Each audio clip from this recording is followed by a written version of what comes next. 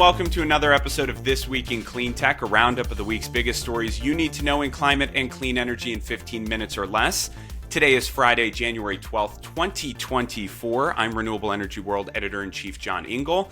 We'll have Mario Ariza from Floodlight News joining us shortly, but I'm joined for the first time in the new year by PR veteran of Cleantech and all other industries of Tigercom, Mike Casey. How are you, Mike? I'm good, sir. Listen, I've got some bad news to break to you. Claire has told me that over the break, we got 54,271 complaining emails that you did not put on an ELF cap before Christmas. And our readers and listeners are outraged that you did not join in the holiday spirits. I think you need to own that and just make a promise you can do better in 12 months. I'll own it. I won't change that strategy because the internet is forever, Mike, and you will be on the internet forever looking like one of Santa's elves. We want to thank all of you for joining us for another episode and for your support and sending in those article recommendations and nominations for Cleantecher of the Week. You can send those to rew@clarionevents.com. We'll have a link in the episode description as well. Okay, Mike, our first one of the new year. Get us started. Yeah, we got a story written by Henry Sanderson from Foreign Affairs titled "The Problem with De-risking Transition to Clean Energy Requires Trade with China." John, what'd you think? Yeah, so despite inventing key clean energy tech in the 20th century, the West failed to capitalize on its early lead, allowing China to dominate the sector in large part because of their policies and initiatives. Now Western countries have agreed to leverage quote-unquote de-risking strategies or ways to maintain trading ties to protect global clean energy supply chains with China. Henry points out that Western leaders believe in incentivizing clean energy through subsidies, which may be ineffective in competing with China. He argues that this strategy could lead to an investment shift to the highest bidder rather than to who is making the best sustainable technology, and maybe wasting taxpayer money along the way. Mike, what did you think? I think perhaps this quote summarizes the piece best. Quote, "Instead, Western governments should think carefully about how to compete with Beijing for the long haul." So yes, we are wise to acknowledge that China's presence in clean tech is kind of like the fossil fuel lobby. It's not going anywhere. But I'll add here that the ideology over reality crowd has to be confronted through some inconvenient facts. One, we invented all this stuff, and then we handed off leadership to China. Two, for all the political bloviating about China building coal plants, they are surging ahead with their clean energy transition. And three, we still have to deal with deniers of climate science and climate solutions. So de-risking supply chains is the task at hand, and I got to credit Henry with a thoughtful perspective, even if the difficulty ratio of recommending versus doing is pretty lopsided. What's for certain is this is the discussion that the intelligentsia should have. John, story number two. Yeah, this is from previous guest and Semafor writer Tim McDonnell, titled "Housing Windfall." Mike, what'd you take away? Yeah, really good reporting by Tim here. U.S. government researchers found that property values drop 11% when a new wind farm is announced within 1 mile of a home, but they rebound to their pre-construction levels within just a few years after that wind farm is built, and those neighbors immediately benefit from their communities seeing jobs, economic activity, and for decades from the ongoing tax revenue. Obviously, I'm adding that last part.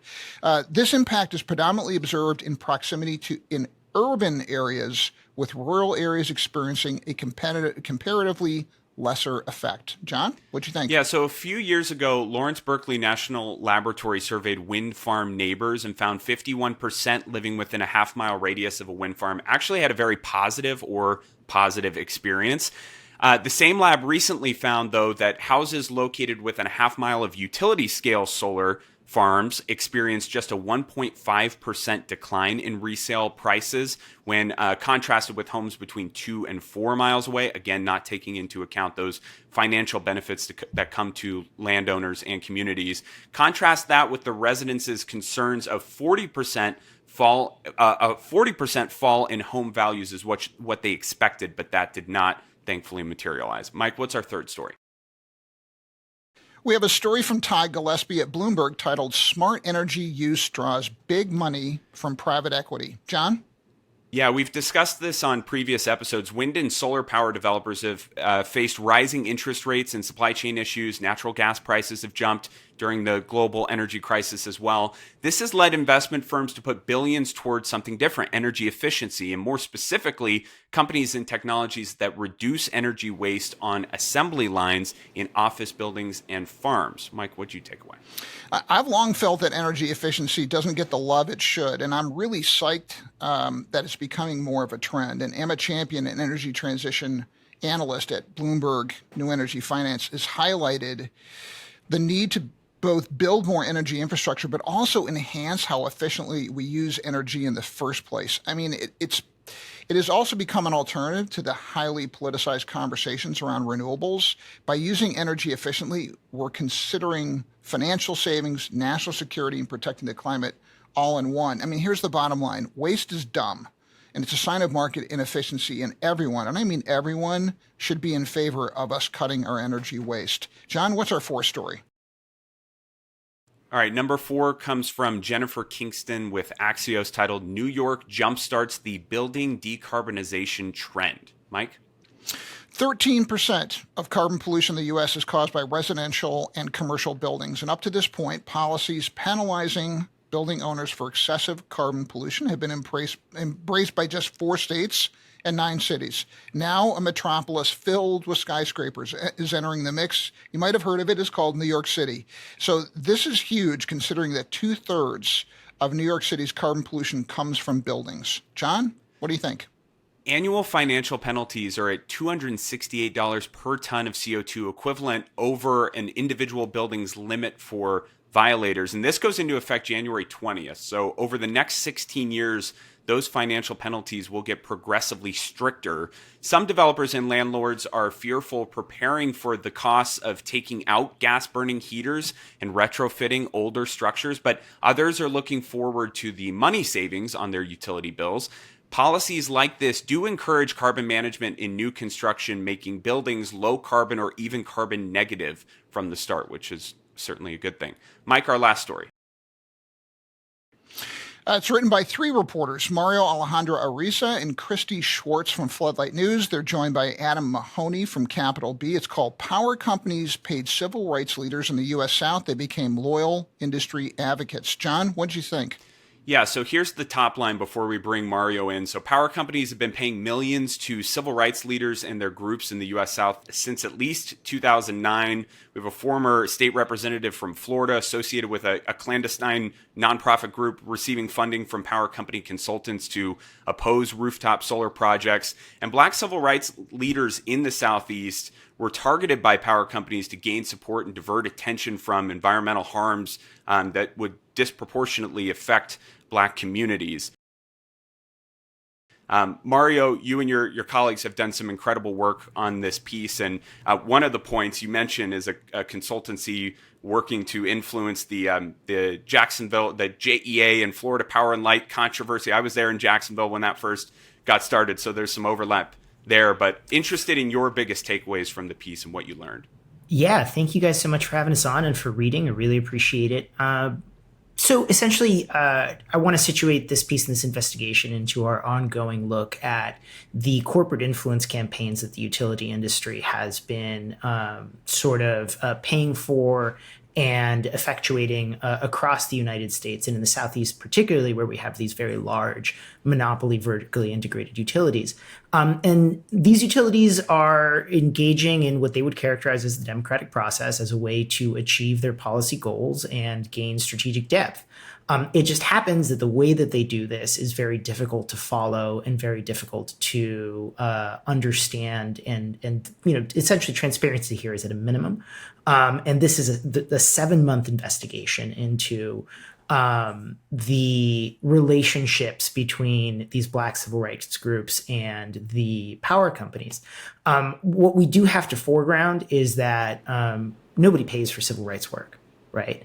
This is very, very important work in very vulnerable communities that don't have a lot of extra money sloshing around to begin with.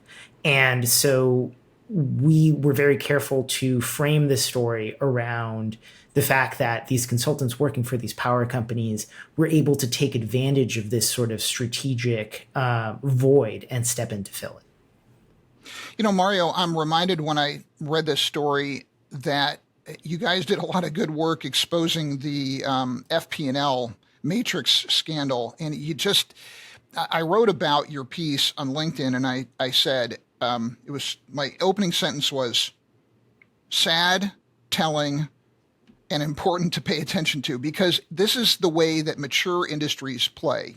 You can take it personally, you can be offended that they do this, and I suppose the offense is there to be taken. But I think the real lesson for people in our sectors is we're not going to be Elmer Fudd and kind of scale our disruptive businesses under their nose without their paying attention. They're going to react. They are going to respond by using propaganda and disinformation and government influence to kind of water polo play, hold our heads underwater as we try to grow. And I have to tell you that the amount of awareness in the ranks of the listeners for John's show and this one it's just not great enough. So I think you've done us a big service with this piece. I guess I'm going to ask, is there more there that we're going to see coming from Floodlight on this topic? That's something that we've been asking ourselves in the Floodlight newsroom, right? Listen, there's thousands and thousands of pages of matrix documents, but these documents are from a particular time period, and as we move forward every day, they sort of go into the past. So does it make sense to keep focusing on them? That's an ongoing editorial discussion. I can tell you that taken together, the documents are a breathtaking vision into how politics really works in America. And I think, just understanding at the base level, this is a kind of understanding that I wish every individual in a politics classroom had, right? This is something that they should teach you in your civics courses, right? Like, this is how large corporations affect change in your current democratic system. Whether or not we're going to make any normative statements about it is up to you. I'm the journalist. I'm just trying to describe it. But I mean, it's strategies and tactics that I never imagined or dreamed of before I got my hands on these documents. Mario, I mentioned the Florida Power and Light and JEA scandal earlier, and what I'm reminded of is the Florida Times Union columnist Nate Monroe, when he first was taking the lid off that whole thing and opened everyone's eyes to what was going on. One of those matrix photos, documents, was of him getting out of an Uber and letting his dog relieve himself on the side of the road. And that was, I'm not joking, that was being circulated as part of this by these consultants. And it's eye-opening and crazy to think that that's what's happening behind the scenes. But I'm interested if there's any one thing that stands out to you as most surprising from this reporting. From this particular story, what really stood out to me was the way that, we focused on the civil rights leaders because they are the symbols of moral authority, right? And they are doing, whether or not they took money, they're doing amazing and necessary work in their communities. And the fact that they took money, or that some of them took money, because not everybody in the piece took money. Some people said, hey, no, especially the guy at our intro, right?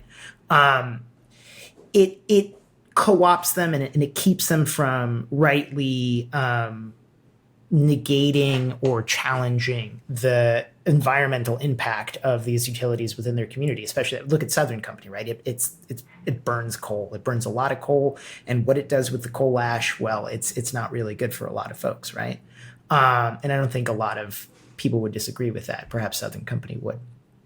So what really surprised me the most, what really stood out to me, is that there's a rainbow of ways that Black civil rights leaders are dealing with this, right? And that they're making political decisions about this.